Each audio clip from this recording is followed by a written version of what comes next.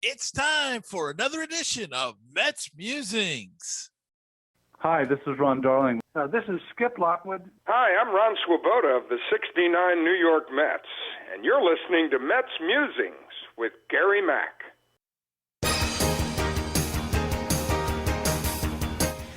Now it's time for some New York Mets baseball talk.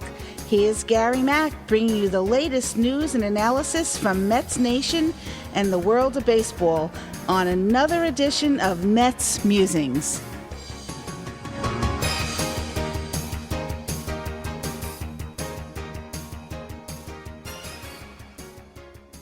Hello and welcome to an episode of Mets Musings that's completely different, but one that I'm really excited about. And for the third week in a row, we've got my good buddy Jeff Cohen on from Baseball BBQ, but it's completely different. He just came back from Port St. Lucie, Florida, and he was at the Mets fantasy camp, and he's going to tell us all about it. Jeff, welcome back again, 3 weeks in a row to Mets Musings. Thanks, Gary. Pleasure to be back.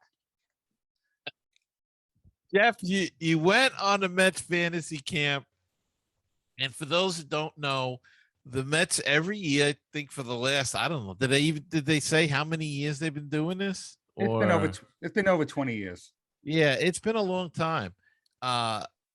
They have this, I guess you'd call it a spring training type program, but it's for regular people, and you pay and you get certain, perks along there. You get the uniform and whatnot, and a couple of uniforms actually, right?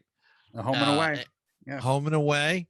And you get to play and be coached by former Met players and coaches. And then as I remember reading about it, they have a competition. You get split up into teams, and you have a little competition, and then there's an award dinner and all of that. And it's kind of like a tournament. Yeah. So Jeff went this year, and he's going to tell us about it. So how was it? Your feelings, just quick, your initial feelings of it, and then how did it break down in the week? And I'm just gonna let you go and talk a little bit about it. All right, thanks, Gary. It was a bucket list item that I always wanted to do, but usually it was held in February, and it's just the timing just didn't work out. And this year they moved it to November, and it just happened to work out. And I was very fortunate to be able to go. It was an experience of my life. It really was. They treat you like a player. I mean, yeah, I know we're all amateurs, but they actually treated you like a player. You go into the trainer's room, they rub you down, they ice you up. They actually like they would do any player. So let me just tell you about how it went. So the first day we get there was Sunday. We go check in, we go into our lockers, we just put our stuff away, and then we just go out and just throw the ball around, take some batting practice. And at night, Sunday night, there was a welcome dinner, and they introduced all the coaches and former players, and yours truly had to be introduced as a rookie. So there are a lot of veterans there. People do this. They've done this. They come every year. People have been doing it 20 years, 10 years. So there's a lot of repeat people. So these coaches know who these people are. So I was the rookies. I had to stand up, say who I was, why I'm there, blah, blah, blah. So it was, it was in front of like 100, 150 people, which I'm not used to doing. So that was the first day. And then Monday, we started with the competition. But we had to get drafted. And they don't know how we are. So they had a workout. We went to different stations. They did some infield practice, and the coaches assessed you. The infield was run by Garo Alfonso and Kevin Baez. And so we did some infield practice. And then the outfield practice, it was run by Ron Swoboda and Mookie Wilson, Andy Chavez, and Joe Youngblood. So that was pretty good. So Mookie Wilson was very funny. He goes, "Listen, guys, you paid a lot of money. I don't want you diving on my field." There was no diving, none of that at all. So yours truly opened his mouth and said, "We can't do a Ron Swoboda catch." And Swoboda goes, there is no Ron Swoboda catches on this Milky Field. Oh. So after that, we did some hitting, did some just soft toss, and then we went to lunch, and we got a little rub down. Some people need ice, get iced, and then they did the draft. The coaches went into their private meeting, they did a draft, and then at lunch they announced the teams, and then we went out for our first game, and it was great. I was drafted on to Dyer's Straits, which is Duffy Dyer and Ron Swoboda. And you know what? I mean, they had a lot of coaches there, but I mean, I was 7 years old in 1969. These guys were, these guys on Ron Swoboda's and Duffy Dyer's team was a dream come true. It was really fantastic. Yeah. And how did they move you from position to position, or did they ask you, do you want to play a certain position, or what did you play? How did anybody really, I'm not going to name names and you don't have to answer this, but did anybody like embarrass themselves, or is it all, it's all in good fun, right? Absolutely. Everything's in good fun. No one was expecting everybody to be the superstar, but they were some really good players who go down there every year and they know who they are. Our pitcher is very good. He's been doing it 10 years. But there's 11 players per team. Everybody bats. Bats. Right. Me being the rookie, they had no idea where I did, so I just sat on the bench for the first couple of innings, and then this guy comes over and he says, why don't you take third base for a little while? All right, so I went to third base my first game. Right. And I tell you, I have a new appreciation of playing oh my God, that throw that's a hard throw. That is a long throw. I got it on there 4 hops. I was like, oh, that's an accomplishment. Well, I was a catcher, and I played third base and I played first base, so I know what you're saying about the long throws. So it is a long throw, especially if you're on the bag. If you're over by the bag, and it looks like it's an eternity away. It's really forever. But now you say people come back year after year. How does that work? I mean, do they, like, if you went back next year, would you and Swoboda wanted you and Duffy Dyer wanted you, would you go back to that team, or is there some kind of rule where you have to go and experience another team, or how does that, any idea about that at all? I think it's just the draft, whatever draft Just order draft. it is. Yes, that's all it is. Okay. I tell you what, I will not be moving up in the draft order anytime soon. I can tell you that. Now, come on, you got some great pictures there, and I wish I knew how to do this, but I really don't. So, but there was some nice form on those pictures there, Jeff. Swinging a bat there, really good form. Let's see if we can do something, but. I tell you what, the first 2 days, I mean, I hit some ground balls. I hit a little soft line or two, the shortstop. I got no hits the first couple of days, and I was like, oh my God, I'm gonna embarrass myself. So Wednesday, was it Wednesday or Thursday? I got into the there's my form right there. Yeah, it looks good to me. It looked a nice level swing. Yeah. Eye on the ball. Exactly. So during in between lunch and the first and second game, I went to the batting cage by myself just to hit off the tee, just to get a couple practice. And the thrill, Ron Swoboda comes into the batting cage and just gives me a couple tips. I mean, I'm just standing there by myself, and here comes Ron Swoboda and gives me these tips. Next game, 2 singles and a triple. Wow. Yeah. After Were my you first single, puffing? oh my God. My first single, I got a batting average.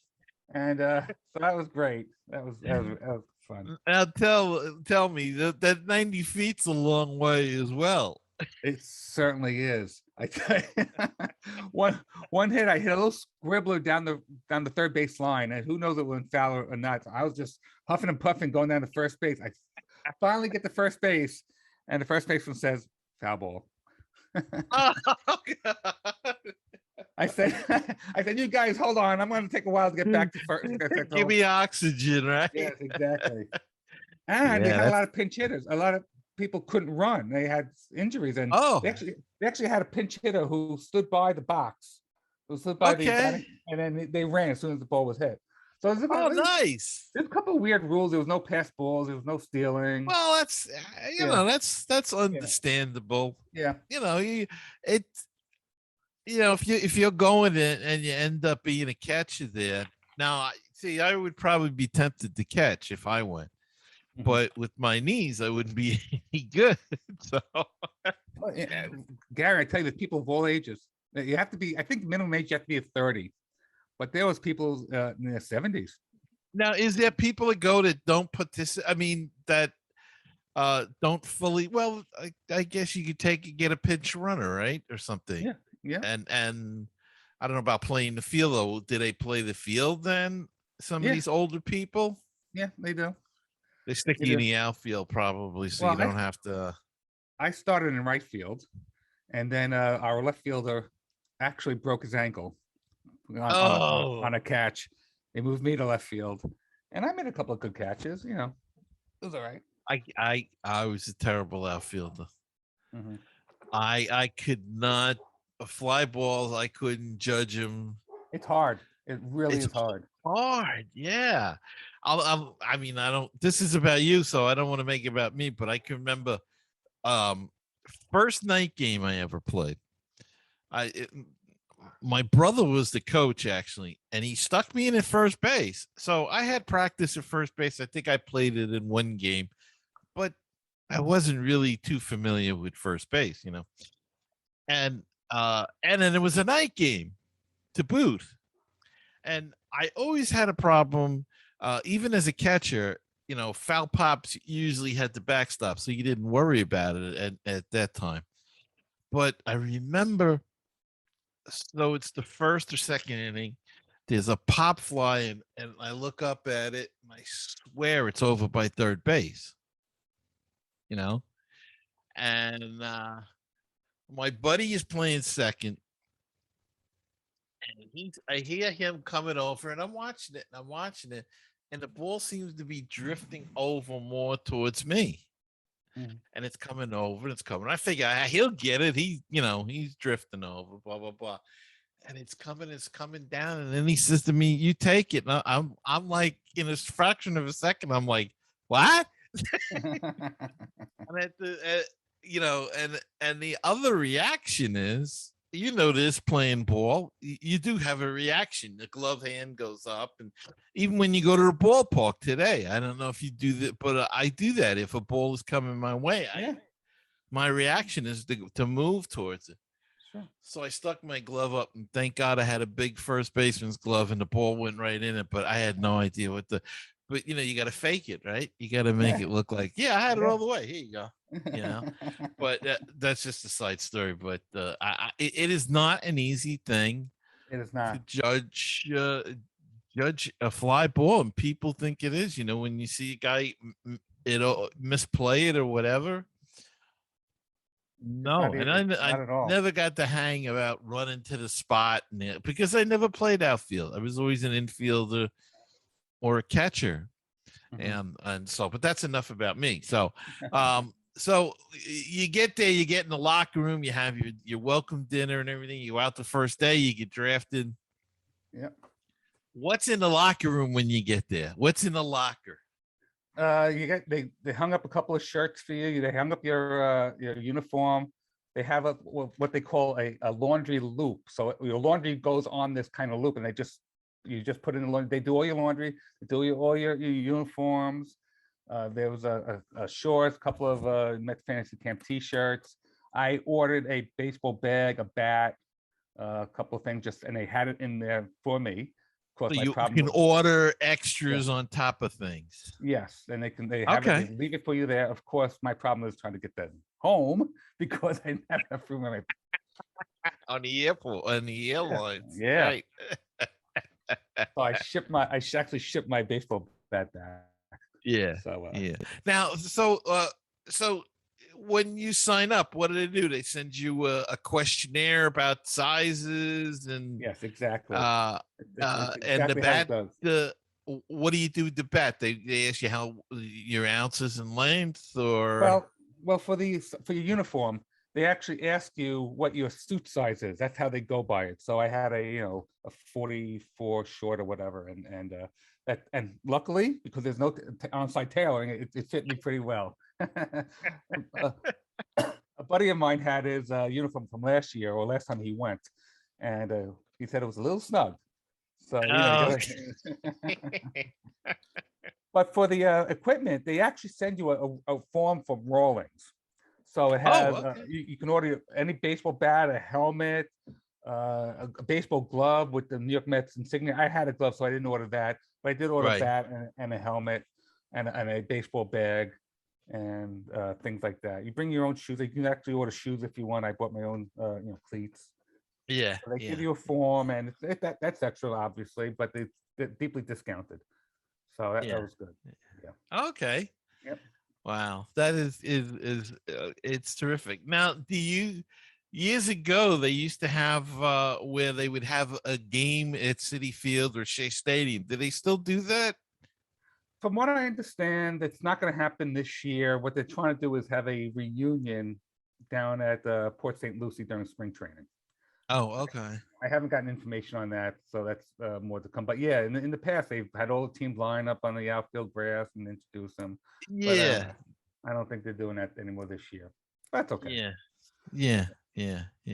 So you're in the midst of the games. You got some hits and everything. Yeah. And what do you do at night then? What time does this start? Like 8 o'clock in the morning? Is it? I got to the clubhouse about 7 a.m. They serve you breakfast. They serve you lunch. I went to the training room to get that little stretched out. Yeah, they stretch you out. They have all the things there for you. They actually have a whirlpool, a hot tub, and a cold bath. I mean, this is freezing water. People go in it, I guess, to to help with the recovery. And I actually wanted it up to my knees because I wasn't going to go anymore. And I was in there maybe 30 seconds. I'm going, I'm out. Can't do the freeze one. Went directly to the hot tub. And they also, just like a clubhouse, they have the beer and the water and the protein shakes, anything you want. Just it's there for you. Yeah. And that was pretty cool. I went to the hot tub. Somebody, have an extra beer. You want one? Yeah. So I threw me over the beer and, had a beer in the hot tub. Pitchers got their arms iced up in between games. Now pitchers only can pitch once a game, once a day. Okay. So, well, that makes sense. Yeah, we had a pitcher who pitched, all 3 days, but he pitched once a day. Pitch once a day. Now, did you play double headers? Were they single games? No, double headers. 9 o'clock in the morning, 9 to 11, or whenever the game ended. Break for lunch, then 2 to 4, and then your nighttime activities. Okay, and what did they have nighttime activities They did. that you could speak about? Yes, I can speak about this. Yes, but some things that stay in the clubhouse stay in the clubhouse. You know that. But we actually had a casino night. Yeah, they gave you and you play for chips. It was fake money. You play for chips. And Yeah. The more chips you accumulate, the more tickets you get for prizes or memorabilia that you can, put in like a box or something, and they choose whoever won. My friend won a JD Davis signed helmet. That was nice. So yeah, so nice. This casino night took place in the Clover Park locker room, in the Mets locker rooms, which is very nice. I mean, they had murals on top of the lockers. There's Tom Seaver, David Wright, Edgardo Alfonso, Ed Kranepool, and Dwight Gooden, who happened to be there. He was there, and we were playing a blackjack, and he was playing below his mural. He didn't really realize it, so he said, "Hey, Doc, look up," and there he is with the. Yeah, so that was good. I found out I'm not good at Texas Hold'em. So it's all encompassing then. I mean, they keep you busy the whole week. Yes. Oh yeah. And then Wednesday night they had what they call Kangaroo Court. and it was really funny. The judges were Coach Bobby Wine and Doug Flynn, who's the commissioner of the tournament. Yeah, yeah. And actually, they actually came in robes and that white hat, the white wig with the Yeah, curls. yeah. The powdered wig.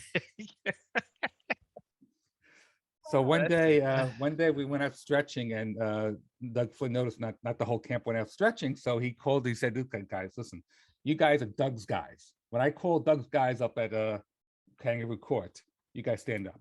So I did. I stood up, and everybody who did not stand up was fine because they did not go to the workout. And they didn't know.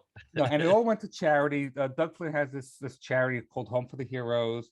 He did it with Johnny Bench, and it's a worthwhile charity. And so all the money was raised. I mean, it was all in good fun, but they had an auction for Steve Trachtel was there, and if you remember Steve Trachtel, he was the human rain delay. Yes. So Doug Flynn plays this up. We have one exclusive bobblehead of Steve Trachtel, only one of a dozen ever made. And this is up for auction. And so it's for auction. It starts for bidding, $50. It went up to $100. This thing sold for over $1,500. Wow. Yeah, and it all went to charity. I mean, and then this guy asked, "Well, can I get the bobblehead signed?" Steve Trachtel, "Well, I'll cost you $20." So, so then this thing was auctioned off. It was very funny. And 10 minutes later, lo and behold, we have another Steve Trachtel bobblehead doll. We'll start the bidding at $5. So that was pretty funny. And that was more of a wine and cheese type of event. So my wife and my cousin happened to come out to visit, and we went out to dinner at the local restaurant. And sitting in the local restaurant, I kid you not, it was Yoenis Cespedes. Oh, wow. Yeah. He's not part of the coaches or anything like that. He just happened to be there, happened to be at the restaurant. He must live in the area.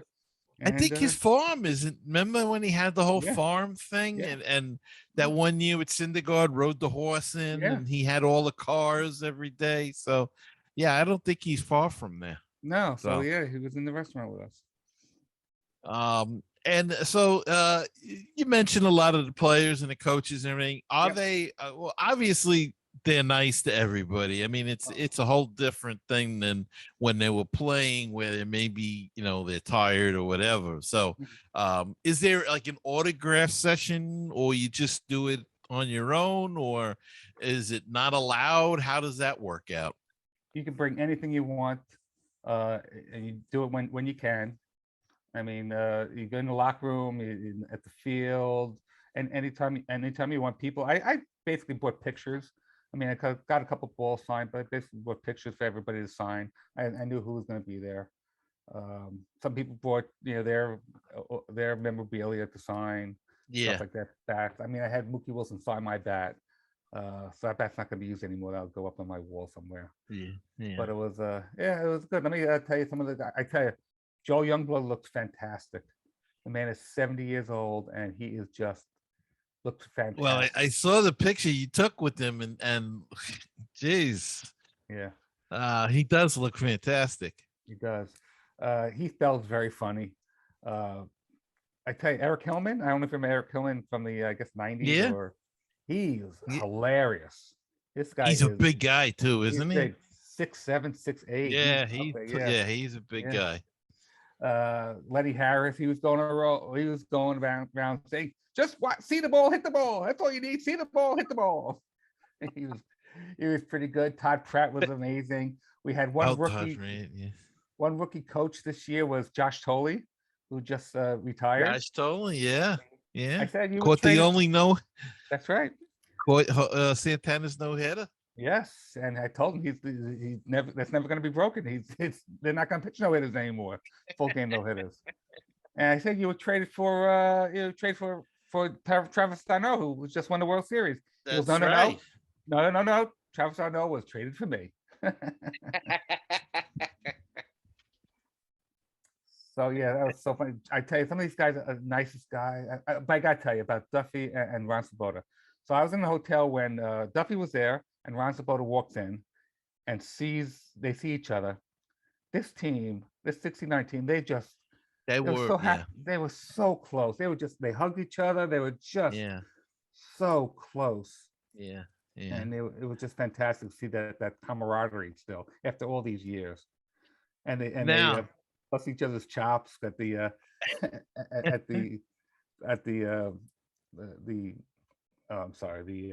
kangaroo court. Was saying that Swoboda and Duffy Dye came up and they're talking. See, here's a backup catcher for the Mets, and Duffy Dye gives this look like what? It's just very funny, but they can kid each other, So it was very fun. Now, in your other persona, as a podcast co-host, you've actually interviewed a number of these people: Ron Swoboda, Barry Lyons, Todd Pratt. Did you mention that to them, and did they remember? Did you mention it at all that you have a podcast? And I did. Yeah, Hojo was there. Hojo was there. Hojo, also. Yep. Another guy. Yeah.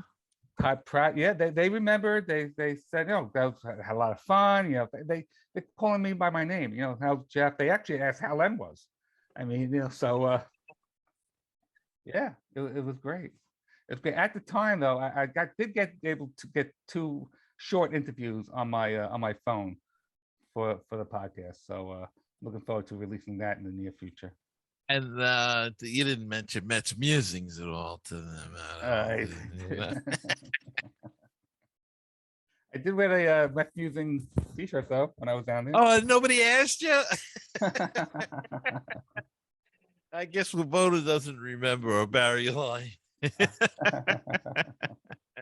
Josh Tolley, what's he doing now? He is going to open up a facility in upstate New York near Binghamton. He's got some partners, going to, some type of athletic facility. Now, were you able to get any emails or anything for future interviews, or just a short 2 that you got? I got a couple phone numbers. Ah, okay. All right. Yeah. And now what will you do? Will you call them up and say, I'll text them. I'll say, this is Jeff from Fantasy Camp, and they'll probably go, who are you? But these guys, they were very, very nice. I mean, nobody was, more, I tell you, Andy Chavez, this guy was fantastic. I mean, this guy looks terrific. He's in great shape too. Yeah, he is. Yeah. Very friendly. And you want a picture with anybody? No problem.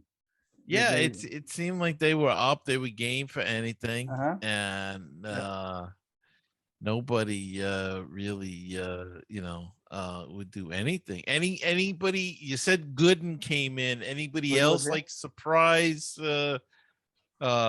Terry Collins was there. Terry Collins was a surprise. We did not know he was going to make an appearance. So that was really the only surprise. The only thing is that Clint Hurdle couldn't make it because he came down with food poisoning and couldn't make it. Yeah. And I was lockering right next to him, so. But that happens. So and then tournament happens. We get knocked out in the last. We didn't make the championship game, but every team gets to play in the stadium in Clover Park instead of the wow. Yeah. The actual the stadium that the Mets play the spring training games in. Yes. And St. Lucie plays their home games in. Exactly. Yes. Wow. So you're on the whole facility then. Oh yeah. Wow. Yeah, we had our team pictures taken at the facility as well in Clover Park as well. Yeah. I forget it's Clover Park now. They keep changing it all the time. Right. And the championship game, which we were not a part of, was in Clover Park, and my friend won, which I'm very happy for him. And so they won the champ. They actually got a trophy. They actually got it's like a Stanley Cup. They drink out of the trophy. They got their T-shirts. Nice. Yeah. So, now, one of the pictures that you put up on Facebook, if anybody wants to see the pictures. Yep. I saw a lot of trophies in the background. Is that do they give out trophies? And that's awards night? Yes, they definitely give out awards night. Every team, the winning team gets a little trophy that says champions. Okay. There's the Doc Gooden Award for best pitcher, the Gary Carter Award for best catcher, Hojo Award for best average, the Tom McKenna Award for the person who's in the trainer's room the most. And each team had an MVP, and they gave out a little trophy for that as well. So yeah, that was Did you come home with any hardware this year? Not this year, no. Sorry to say, not this year. I tell you, Buzz Capra was this guy. He pitched in the '70s. He was such a nice guy. All these guys were nice guys. He was telling us how he was pitching for the Mets, and he really wanted to get into the 1973 World Series. Just never was called upon. He got up in the bullpen a couple of times, but never got in the game. He really wanted to do that, but whatever, it happened. And then he went on after '74. He tried to come back in '79, and then he just went into coaching for a couple of organizations. Yeah. I think that's the big thrill for a lot of these guys. You just want, if you're not a superstar, I think if you get called up, you just want to get that box score. Even we were talking before about Rodney McRae, who was there, the guy that ran through the wall and stuff. And you mentioned that he had one at bat as a Met. Yep. I think there was some guy, I think it's, who was it? Oh, I can't think of his name now. But there are guys that just have one major league at bat, and while you say, "Oh, yeah," but not everybody can say that either. It's a really a guy with such good appreciation of the game, even at my age. It was supposed to be a pro game. The amateurs against the pros was supposed to happen on Friday, but it was raining, so they didn't have the pro game. Okay. Instead, we went into the batting cage. If you wanted to bat against the pitchers, you did. So I got in against Nelson Figueroa, and I got a couple of foul tips off him, which I was thrilled. Also hitting off Heath Bell. Now again, I'm not laughing at you. Oh, I know. I'm with you. I'm laughing at me. Heath Bell was still throwing 85 miles an hour, and you know what? You see on TV 80 miles an hour, 85 miles an hour. Oh, come on, it's a slow. You think, oh yeah, oh no, that's not yeah. That is. I had no shot, and he's been out of the game for a few years. Yeah. Well, it's like if you go to the carnival and you go to one of them throwing things, and you throw it as hard as you can, and you think, wow, I really threw that, and then it comes back, it's like 35, 40 miles an hour or something. That makes you realize how fast these pitches are coming in there. And like you said, 85 miles an hour, that's like a rocket for us. They're used to it, a 90, 95, 100, but you see 80, 85, that's moving. And there's movement too. Yes. Oh yeah, they got me on a nice curveball, nice slider. I had no shot. So yeah, it was a fun week. I mean, if you can do it, if anybody out there wants to, it's a fantastic experience. Like I said, it was on my bucket list. Who knows if I'm going to go back again? I mean, people go back year after year after year. Yeah. But it's not cheap, right? And so you've but you could see what people do it. Maybe that's all that's what they save up all year for, to do that. And as you said, that it gets cheaper when you go back. Yes. Yeah. Every year you go back, they give you an additional discount.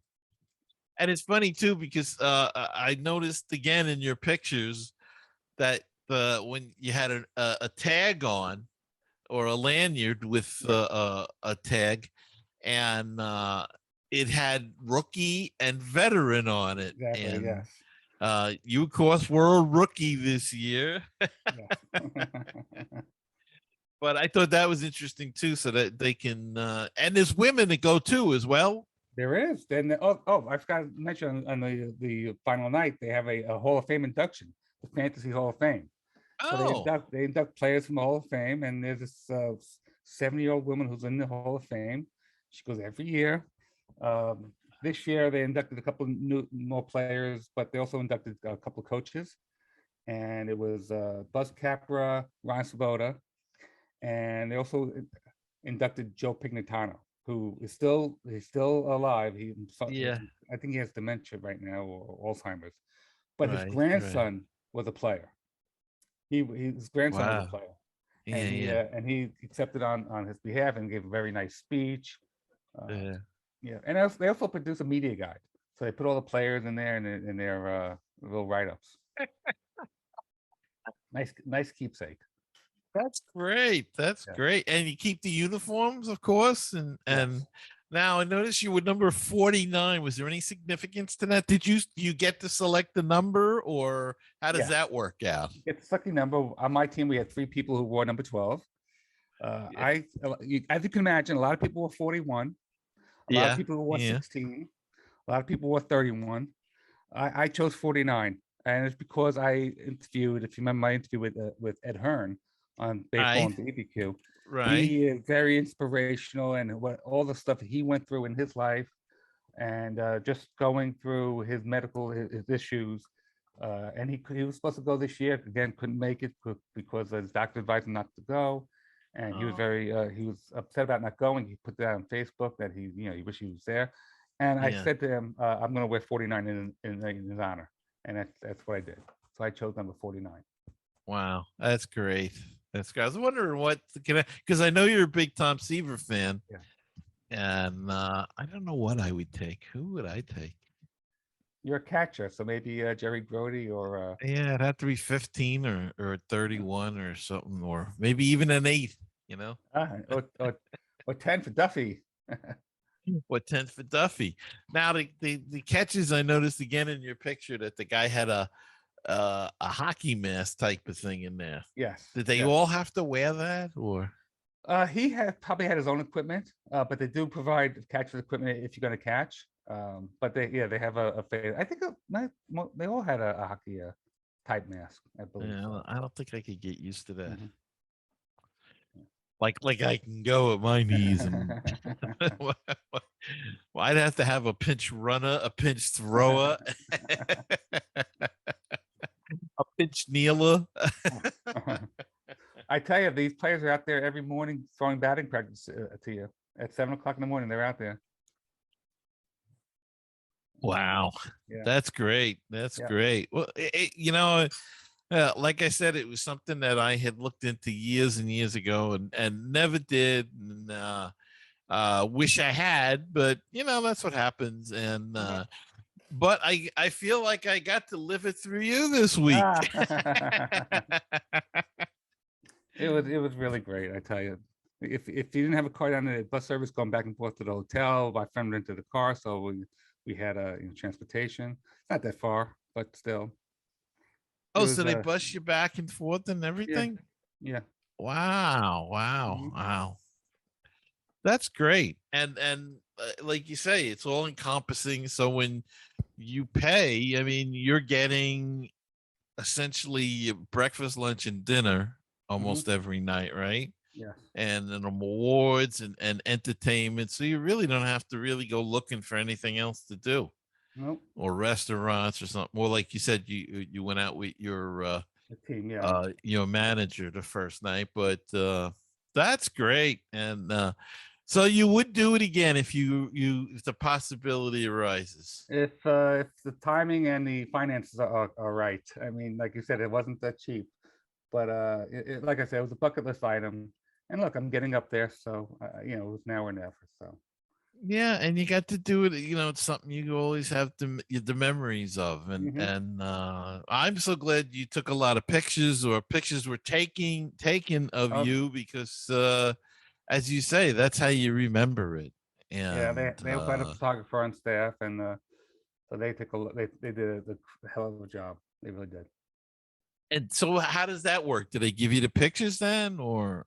They send you a link to a Dropbox, and they have the dates and the game numbers, and you just download what you And want. oh, wow. Yeah. So it sounds like it's really run well, It and is. you know, It's not run like the excellently. current, not like the current Mets. Exactly. Well, Exactly. let's if you have a few minutes, let's talk about the current Mets situation now. Okay. They're looking for GM. They gave up on the president of baseball operations, Mm-hmm. and they can't get a GM either. Nobody wants to come here. Sandy also met with the press and had some things to say about that, and says that people don't want to come to New York. And I think he's right there, but I think it's different reasonings than what he laid out. He says it's uncomfortable, there's a lot of pressure. I think that's part of it, um, but I also think that people discovered they can make a good living and have a good life elsewhere. Maybe they have families, like Billy Bean didn't want to Mm-hmm. move him and his kids and everything. So I think that's part of it. But any discussion down there about the current state of the Mets when you're shooting breeze with the guys in the clubhouse? Well, I tell you, they're not very big on this analytic stuff. They're really not. You got to watch the game instead of just numbers. They weren't, and these were the pros. Um, I would say that they're not worried. They're gonna get somebody. I mean, somebody's gonna want to take this job.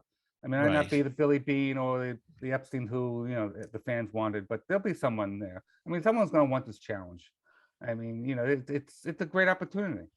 I mean, you have Yeah. an owner with an unlimited budget, and you have New York City. You have a pretty decent team right now. I mean, you've got to make some changes, obviously. Conforto's gone.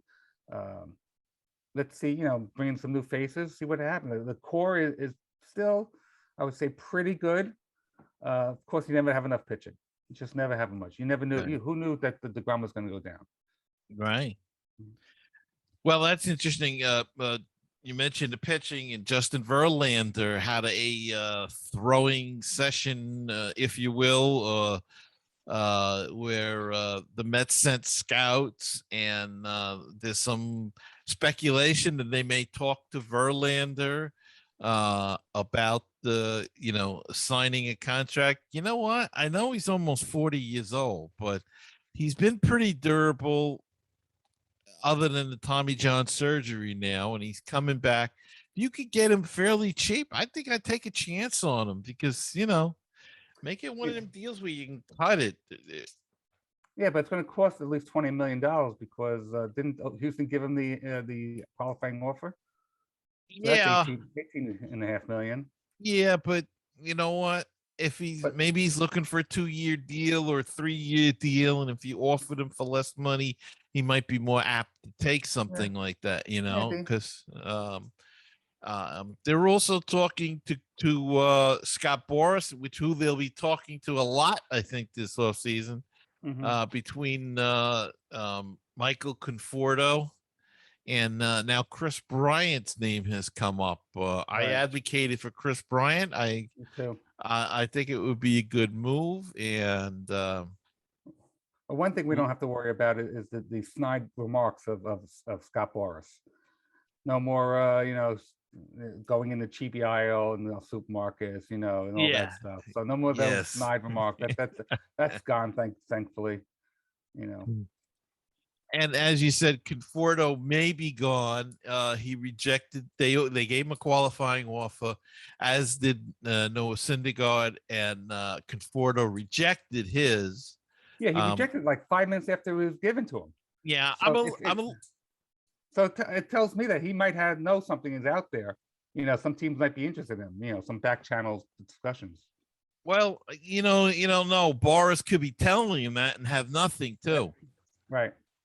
I remember the famous case where he cost that guy in Boston that one year. I keep forgetting the guy's name. Was it Drew? Yeah, Steven I think Drew, so. or Yeah, Stephen Drew, I think it was, Yeah. and talked him not into taking. I think it was 15 million that year, and then he never made that money back. Nope.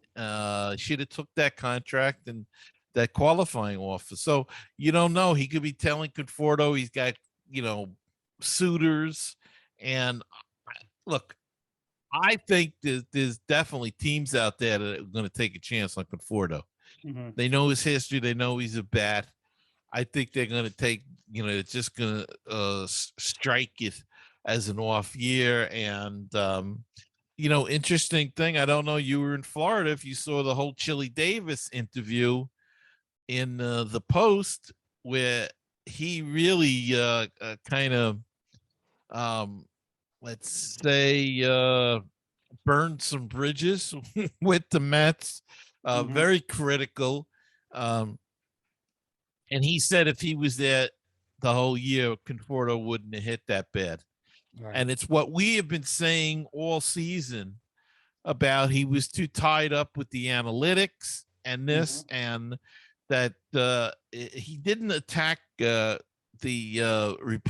replacement Quattlebaum, but what he said was that their philosophy was not right, because their philosophy, this is according to him, and I think I got it right, is the process. They don't look at the results, they look at the process. If the process is good, the results should be good. But Chili Davis's whole idea was that, but the results weren't good, so the process mustn't have been good.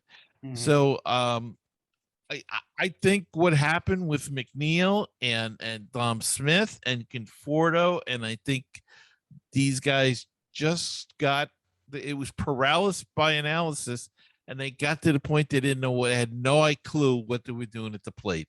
Exactly. Exactly. Like Lenny Harris was saying at the fans game. See the ball, hit the ball. Yeah, and we've said that the whole time. We've said that Exactly. all year. Yes. And I think that's where they're making a huge mistake, in not accepting that. And I don't know what Alderson's philosophy is then, because that's why they say that's, again, that's why Chili Davis was let go, because of philosophical differences for the most part. Mhm. And his philosophy seems to line up more with our philosophy than it does the Yeah. Mets, but it didn't work. It's not working for the Mets, so we'll have to see. But Yeah. um, any thoughts on who you'd like to see him get it all? And they have to move because they've got what, 20 days? I'd like to see Gary Mack being the GM. He knows what he's doing. Gary Yeah, Mack. I want you. that's right. That's right. I haven't applied. Whoever they're going to get, I'm sure they're going to get someone competent and hopefully turn this thing around. I mean, Yeah. everybody expecting miracles after 1 year. Steve Cohen he said in his first press conference a year ago, well, I'd like to win in 3 to 5 years. And it's been 1 year and everybody's like, going all crazy now. Yeah. Well, and then of course the CBA is the other question. Are we even going to have a baseball season? I don't know. I don't hear any contentious talk yet from either side, but that could, if there's a lockout, um, who knows? They might extend it. They might, say they're not going to lock out as of December 1st. I don't know why the owners would be so quick to want to lock out right away. Yeah, it I doesn't don't. matter really. Nothing's happening. Yeah, I think both sides should take a step back and just think about what happened last year with the union has to recognize that they lost a lot of money, the owners, Mm-hmm. and the owners got to recognize too that the players lost some money too in the whole deal. So um, they have the groundwork for a compromise. It's just, will they compromise? The players gonna each side feels that they need a win. I know the players have Yeah. like won for many, many years under Marvin Miller and Donald Fear, and the last negotiation, the players said the owners won. I mean, they have it in their mind about winning and losing. Yeah. We want Yeah. just a fair deal. I mean, Yeah. there's so much money out there with all the different platforms and whatnot. I mean, they can't split it up Yeah. and have everybody happy. This is ridiculous. And a strike or no season is just it's gonna alienate more people, Absolutely. and that's not going to be any good for the game. Nope. And one of the issues they talk about is a free agency, because neither side is happy with that. And one thing the owners suggested was making it an age at 29 and a half. That won't, which is fine, but the union says that it's not fair, because if you get, and I can see the point, if you come up at 19 like a Juan Soto, you're with the team 10 years. Right now he's what, 6 or 7. He can become a free agent. I don't know. I think they have to make some sort of compromise with that. Maybe make it 27 and 3 years with a team, or at least 3 years or something like that. Maybe that's what they have to do. Yeah, who knows how that's going to work? I mean, teams can also manipulate that, keeping the players down there in the that's longer. True too. Who knows? They wanted to change the playoff format. They want more teams, which would kind of disincentivize playing the players more, because to get more teams in the playoffs. So it just, they need some smart people go in there, and I don't trust Rob Manfred. So that's my thoughts on that. Yes. Well, my friend, I am so glad that you got to do this fantasy camp, and I'm so glad you joined us today and to talk about it, because I think it's something different that the fans don't hear about on all the other podcasts, and it's just that I enjoyed it immensely, and thank you for coming on today. Oh, thank you very much. It was a lot of fun.